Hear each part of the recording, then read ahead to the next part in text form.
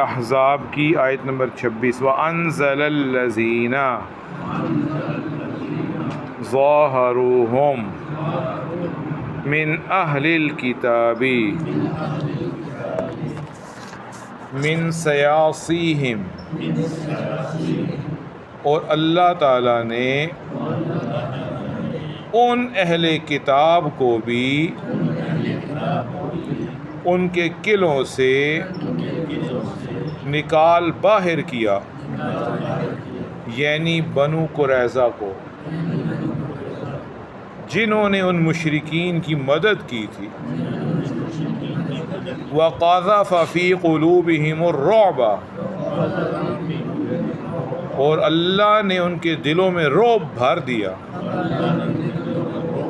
فَرِيقًا تَقْتُلُونَ، ایک جماعت کو تو تم قتل کر رہے تھے، وَتَأْسِرُونَ فَرِيقًا، اور ایک جماعت کو قیدی بنا رہے تھے۔ وَأَوْرَثَكُمْ أَرْضَهُمْ، اور اللہ ہی نے تمہیں وارث بنایا ان کی زمینوں کا۔ وَدِيَارَهُمْ، اور ان کے گھر بار کا۔ وَأَمْوَالَهُمْ، اور ان کے مالوں کا۔ وَأَرْضًا لَّمْ تَطَئُوهَا، اور اس زمین کا بھی جس کو تم نے اپنے پاؤں سے روندا نہیں تھا۔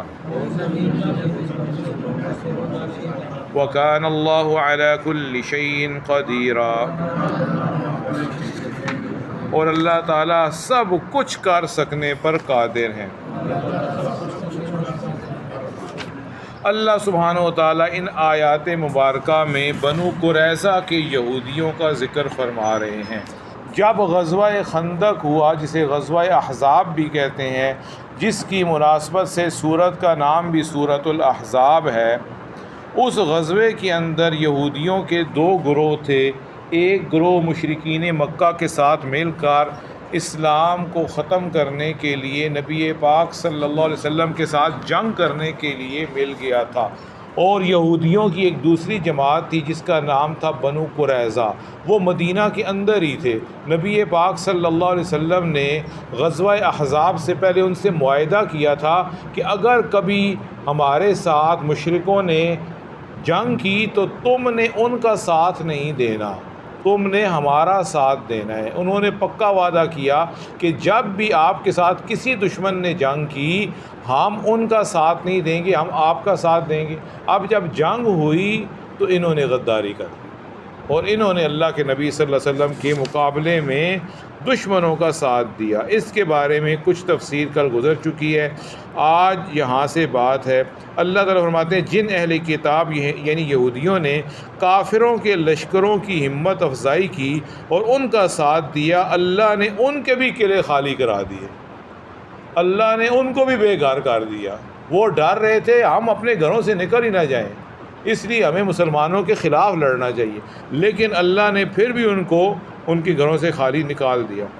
اس قوم بنو قریظہ کے بڑے سردار جن سے یہودیوں کی نسل چل رہی تھی، اگلے زمانے میں آ کر حجاز میں اس طمع میں بسے تھے کہ نبی آخر الزمان کی پیشن گوئی ہماری کتابوں میں موجود ہے، اور وہ نبی یہیں حجاز یعنی سعودی عرب میں مبعوث ہوں گے، تو ہم سب سے پہلے جا کے سعودی عرب میں آباد ہوتے ہیں، مدینہ میں، تاکہ جب بھی وہ نبی مبعوث ہوں جن کی خوشخبری موسیٰ علیہ السلام نے تورات میں سنائی ہے، عیسیٰ علیہ السلام نے انجیل میں سنائی ہے، تو اس نبی پر ایمان لانے والے سب سے پہلے ہم ہوں۔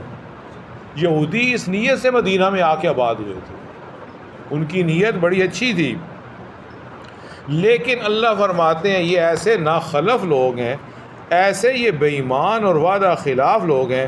جب اللہ نے اپنے نبی کو سعودی عرب میں بھیج دیا، مبعوث کر دیا مکہ میں اور مدینہ میں، تو انہوں نے ان کو جھوٹا کہہ دیا اور کہا ہم اس نبی پر ایمان نہیں لاتے، نعوذ باللہ، جس کی وجہ سے ان پر اللہ کی لعنت نازل ہوئی۔ سیاسیہم، سیاسی سے مراد قلعہ ہے، اور گائے کے جانور کے سینگوں کو بھی عربی میں سیاسی کہتے ہیں۔ ایک سیاسی سین سے ہوتا ہے، ایک سیاسی سواد سے ہوتا ہے۔ سین سے سیاسی کا تو سب کو مطلب پتہ ہے، اگر سواد سے سیاسی ہو تو اس کا مطلب ہوتا ہے قلعے یا گائے کے جانوروں کے سینگ۔ چونکہ جانور کے سارے جسم کے اوپر سب سے بلند سینگ ہوتے ہیں، اس لیے ان کو سیاسی کہتے ہیں، اور قلعے کی دیواریں بھی بہت بلند ہوتی ہیں۔ اللہ نے ان کے دلوں میں رعب ڈال دیا، انہوں نے ہی مشرکین کو بھڑکا کر رسول اللہ صلی اللہ علیہ وسلم پر چڑھائی کرائی تھی۔ مشرکین جو غزوہ احزاب میں سارے اکٹھے ہو کر اس مسلمانوں سے جنگ کرنے آئے، ان مشرکین کو لڑائی پر آمادہ کرنے والے اندر سے یہودی تھے، ان یہودیوں نے یہ کام کیا، اور ان کا ارادہ یہ تھا کہ یہ مشرکین سارے جب اکٹھے ہوں گے تو مسلمانوں کی جڑ اکھاڑ دیں گے، لیکن معاملہ برعکس ہو گیا، مسلمان جیت گئے اور مشرکین بھاگ گئے، اور جنہوں نے اندر سے غداری کی تھی بنو قریظہ وہ آخر پھنس گئے، اور ان سب کے بارے میں اللہ کا حکم نازل ہو گیا۔ قوت کمزوری سے بدل گئی، اور جو ہے مردانگی مرادی سے بدل گئی، نقشہ بگڑ گیا، حمایتی بھاگ کھڑے ہوئے، اور یہ یہودی بے دست و پا رہ گئے، یعنی بنو قریظہ کے۔ عزت کی خواہش نے ان کو ذلیل کر دیا، مسلمانوں کو برباد کرنے کی اور پیس ڈالنے کی خواہش نے ان کو خود ہی پسوا دیا، اور آخرت کی محرومی تو بھی باقی ہے۔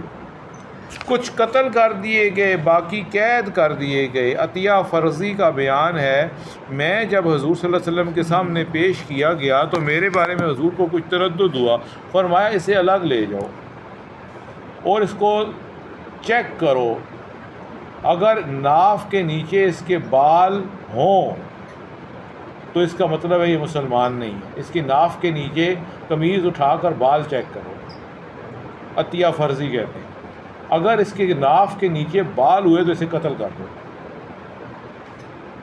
ورنہ اس کو قیدیوں میں بٹھا دو۔ تو جب صحابہ نے مجھے دیکھا اور چیک کیا تو انہیں معلوم ہوا کہ یہ تو ابھی بچہ ہے، چنانچہ زندہ چھوڑ دیا۔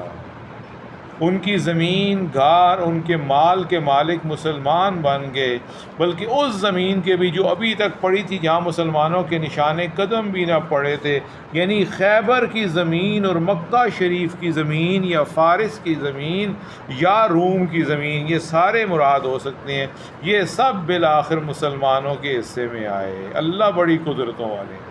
مسند احمد میں حدیث عائشہ صدیقہ رضی اللہ عنہا کا بیان ہے، خندق والے دن میں لشکر کا حال معلوم کرنے نکلی، مجھے اپنے پیچھے کسی کے بہت تیز آنے کی آہٹ محسوس ہوئی کہ میرے پیچھے کوئی بندہ تیز آ رہا ہے، اور اس کے ہتھیار بھی لگے ہوئے ہیں، ہتھیاروں کی جھنکار بھی مجھے سنائی دی۔ میں راستے سے ہٹ کر ایک جگہ بیٹھ گئی، دیکھا کہ حضرت سعد بن معاذ رضی اللہ تعالیٰ عنہ ہیں، اور وہ بھاگے لشکر کی طرف جا رہے ہیں، اور ان کے ساتھ ان کے بھائی حارث بن اوس بھی تھے جن کے ہاتھ میں ان کی ڈھال تھی۔ حضرت سعد لوہے کی زرہ پہنے ہوئے تھے، لیکن بڑے لمبے چوڑے تھے، زرہ پوری ان کے بدن پر نہیں آئی تھی، ہاتھ کھلے ہوئے تھے، اور اشعار پڑھتے ہوئے اور جھومتے ہوئے جا رہے تھے۔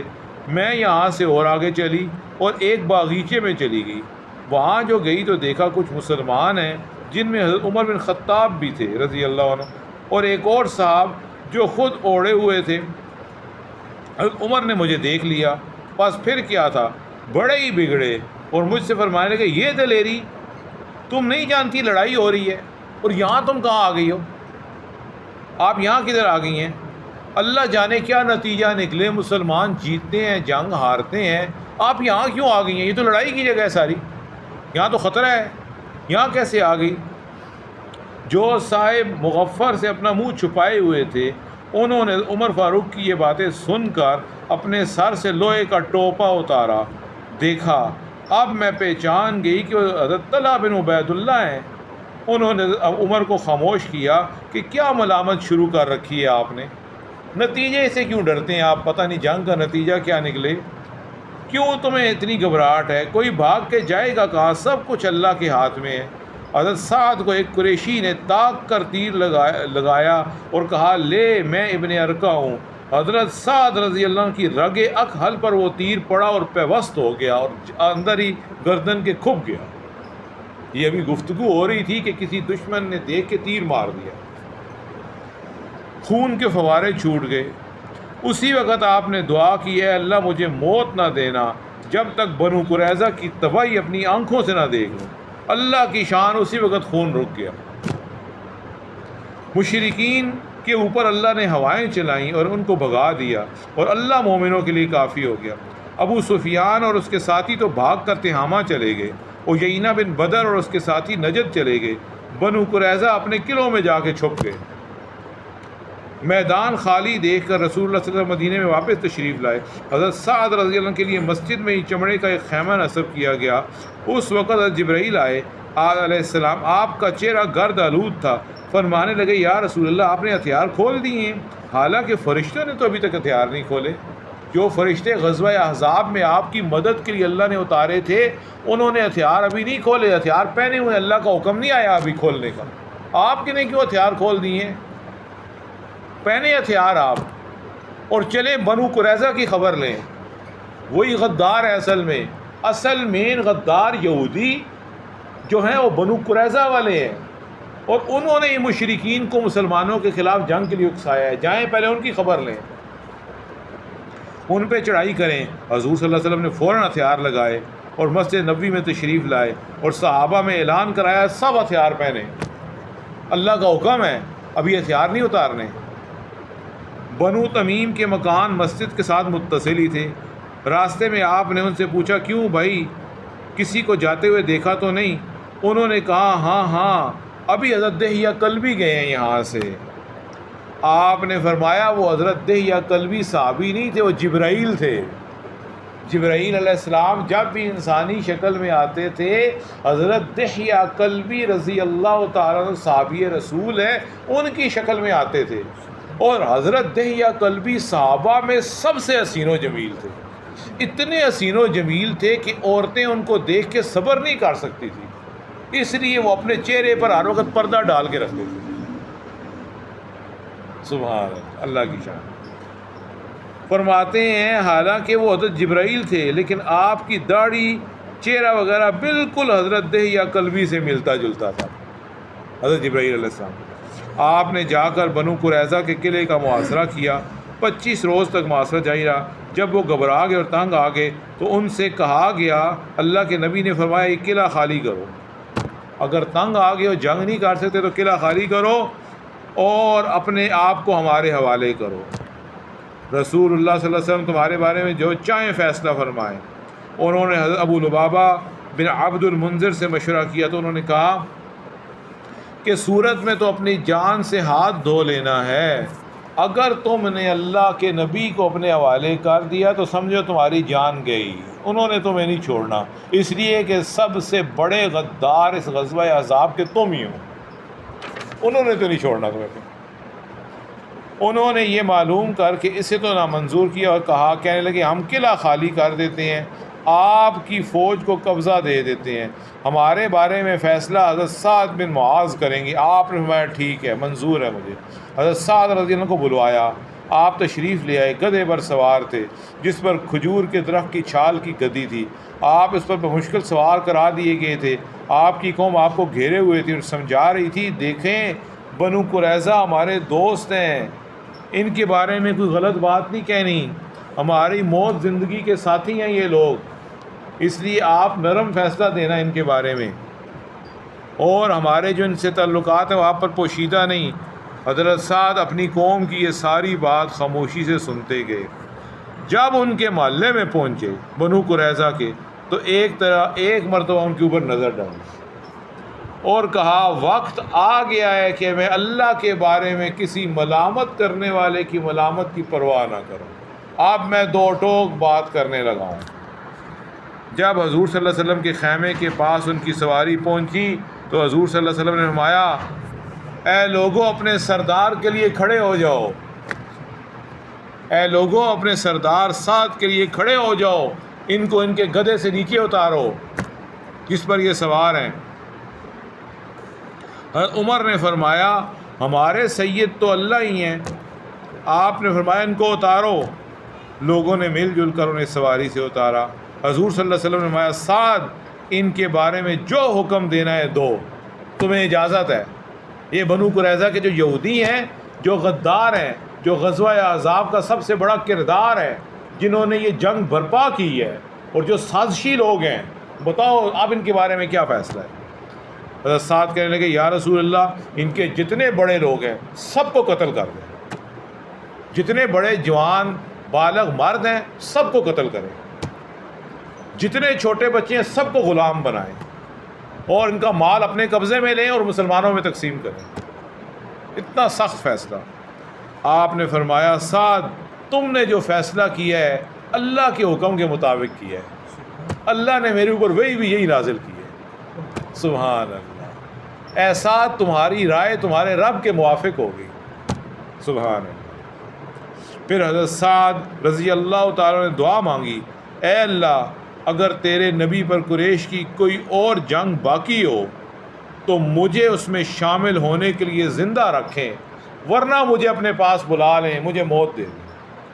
اے اللہ اگر آئندہ قریش مکہ نے آپ کے نبی سے کوئی بھی جنگ کرنی ہے تو یا اللہ مجھے باقی رکھے، میری زندگی اور بڑھا دیں۔ اگر آج کے بعد قریش مکہ کی کوئی جنگ اللہ کے نبی سے نہیں ہوگی تو یا اللہ مجھے موت دے دے، میں نے اور زندہ نہیں رہنا۔ جب حضرت سعد نے یہ دعا کی، فوراً ان کے زخم سے جو ان کی گردن پہ تیر لگا تھا خون کا فوارہ پھوٹا اور خون جاری ہو گیا، اور اتنا خون بہنے لگ گیا، اتنا خون بہہ گیا کہ صحابہ اسی وقت ان کو اٹھا کے خیمے کے اندر لے گئے۔ جب خیمے میں اندر جا کے لٹایا تو خون جسم سے اتنا بہہ چکا تھا، اسی حالت میں شہید ہو گئے۔ اس کا مطلب یہ ہے اب اور قریش مکہ نے غزوہ احزاب کے بعد ان کی ہمت نہیں ہوئی اللہ کے نبی سے کوئی اور جنگ کرے۔ رضی اللہ عنہ۔ جب حضرت سعد شہید ہوئے، نبی پاک صلی اللہ علیہ وسلم رو پڑے، آپ کے ساتھ حضرت ابو بکر بھی رو پڑے، ان کے ساتھ حضرت عمر بھی رو پڑے، سارے صحابہ زارو قطار روتے رہے، اور ابو بکر کی آواز اور عمر کی آواز میں پہچان بھی ہو رہی تھی۔ حضرت عائشہ فرماتی ہیں میں اس وقت اپنے حجرے میں تھی، حقیقت میں اللہ کے نبی کے صحابہ ایسے ہی تھے جیسا کہ اللہ نے قرآن میں فرمایا رحماء بینہم، آپس میں بہت رحم دل ہیں۔ حضرت سعد شہید ہوئے ہیں، سب رو پڑے ہیں، آپس میں محبت بے مثال ہے، صحابہ کی آپس میں محبت بے مثال ہے۔ اللہ نے قرآن میں تعریف کی، نرم دل ہے، آپس میں محبت رکھنے والے لوگ ہیں۔ حضرت علقمہ نے پوچھا ام المومنین حضرت عائشہ، یہ تو بتائیں مجھے رسول اللہ کس طرح روتے تھے؟ حضرت علقمہ جو تابعی ہیں حضرت عائشہ سے پوچھنے لگے کہ اے ام المومنین مجھے یہ تو بتائیں رسول اللہ روتے کیسے تھے؟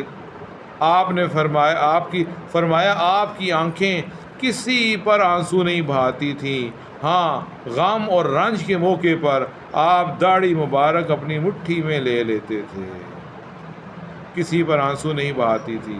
رنج اور غم جب ہوتا تھا تو داڑھی مبارک جو ہے اپنی مٹھی میں لے لیتے تھے۔ اللہ تعالیٰ ہم سب کو عمل کرے۔ سبحانک اللہم و بحمدک، نشہد ان لا الہ الا انت، نستغفرک۔